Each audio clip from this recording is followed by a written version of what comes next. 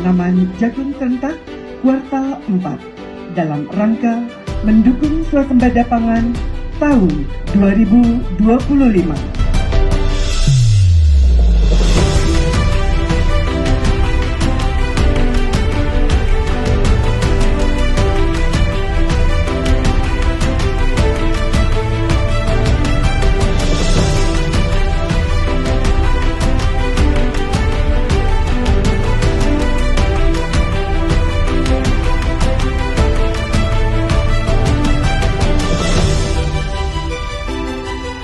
Panen ini bukan sekedar memetik hasil.